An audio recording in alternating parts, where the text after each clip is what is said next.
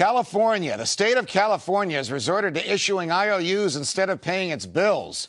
Governor Schwarzenegger and the state legislature are locked in what seems to be a perpetual debate, this one to resolve a nearly $30 billion deficit. Big corporations have been fleeing the state for many years, and the mortgage crisis has devastated millions of people there. This is an example of the consequences of an expanding government that unwillingly and recklessly taxes and spends and ignores the basic principles of capitalism and rejects the free market. My next guest has seen this devastation and this frustration and the anger toward these lawmakers by attending numerous tea parties and town halls and various other conventions and conferences where the anger in California is at a boiling point. Joining me now is John Dennis, the libertarian seeking the Republican nomination to challenge, of all people, Speaker of the House of Representatives Nancy Pelosi for her job representing the 8th Congressional District in San Francisco. John, welcome back to Freedom Watch. Judge, it's a pleasure as always. You know, when we first talked about this, I thought, my God, a Republican in San Francisco. This has got like a Republican in Cook County, Illinois, and Chicago. What chance do you have? But the more I thought of it, the more I thought of San Francisco, a liberty-loving city, a place where people want to do their own thing and want to be left alone.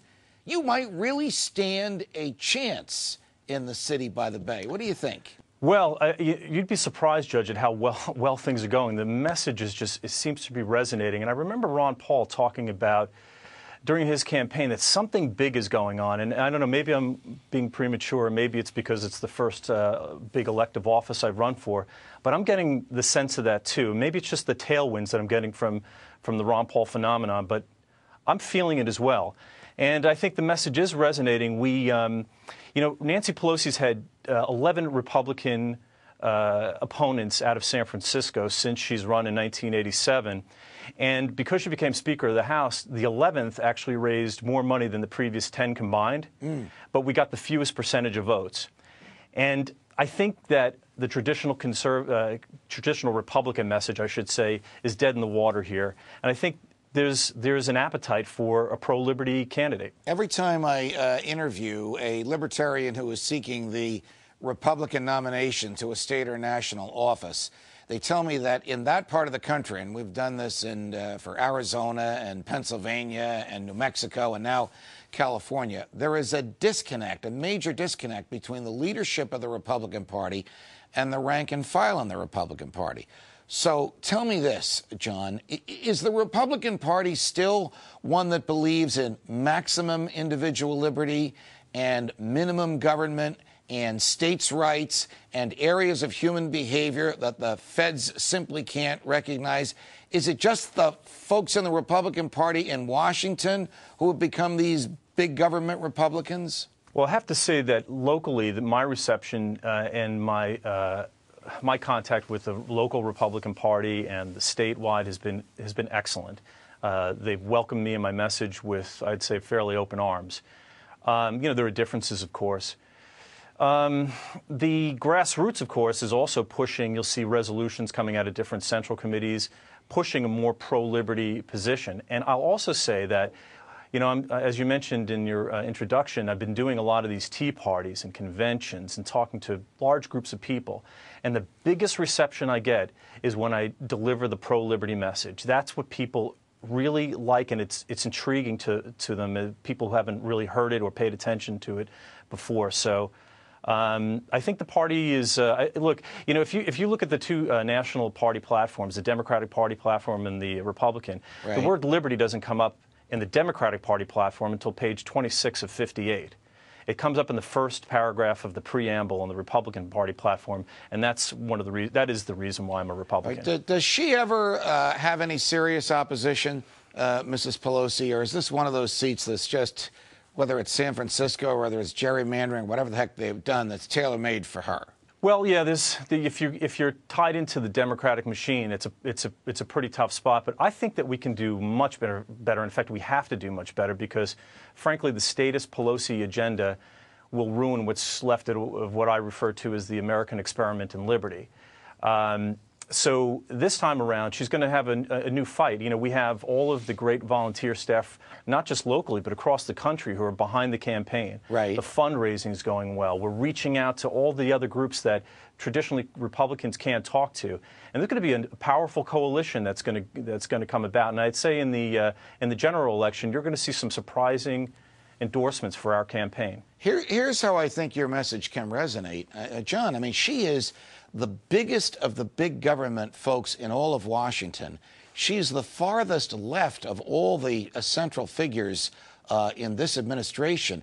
She wants to put people in jail if they don't buy the insurance that some federal bureaucrat tells them to buy. Now, wouldn't an argument like that turn a lot of heads in San Francisco and say, wait a minute, we've been represented for all these years by somebody that wants to put us in jail if we don't spend our money the way Washington tells us to spend it?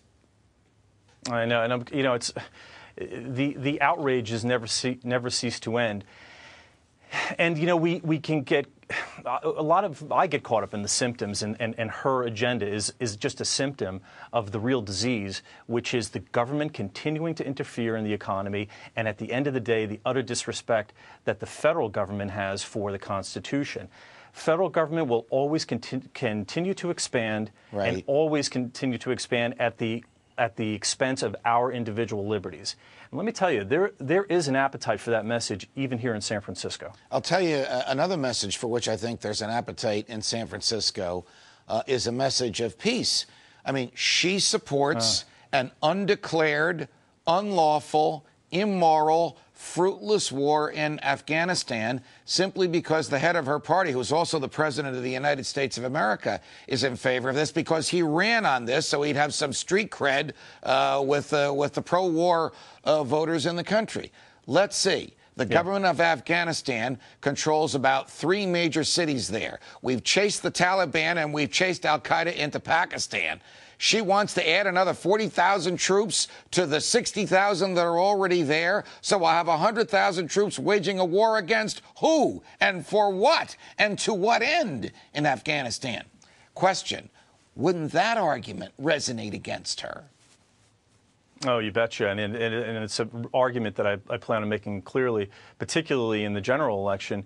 You know, what's ironic about this, I'll share sometime some of the emails I get about Nancy Pelosi. People, one of the things that gets under people's skin about her is her hypocrisy. And this is a really clear-cut example of it. She hated the war under George Bush, and now she's twisting arms behind the scenes to continue it. And I think that it's a dishonor to the men in the military who bravely and honorably get involved to protect our country, to have them in a muddled, unconstitutional mission. It's not right, and for her, of all people, to continue to force us to stay in that war is unconscionable. She does exactly what she thinks the left wing of her party wants, whether it's in the best interest of her constituents or not. Look, San Francisco is well known for having one of the largest, most politically active gay communities in the United States of America. She's not even in favor of gay marriage. She thinks that the government can tell gays what kind of a relationship they can have. How about it's none of the government's business, and as long as the relationship is voluntary and among consenting adults, it's lawful? She doesn't even accept that view. Judge, I always like to talk to you. I have these novel ideas, like the government shouldn't be involved in the marriage business. No, I mean, yeah, of course. And I mean, believe you me, people are very upset about that out here. And those are the types of people that we can talk to and build the kinds of coalitions that can actually have us run a serious race. Now, look, I know what the challenges are here. We have an uphill battle, and it's a tough thing to do. But if we can have a strong showing here, it will send a message across this country and into her party that her agenda is completely unacceptable. And that's our goal right now, is to run a really credible campaign against, frankly, a person who I think is a very shrewd politician, but at the end of the day, a second-tier candidate. All right. And if people want to know how to reach you or how to participate in the campaign, it's JohnDennis2010.com. Do I have that right? That's perfect. JohnDennis.com. If you Google John Dennis, I come up first. JohnDennis.com. Kind of response from the campaign. Taking on the incarnation of big government, Nancy Pelosi herself. John, it's a pleasure. Come back and visit us again. Thanks for joining us on Freedom Watch. Thank you, Judge. My pleasure.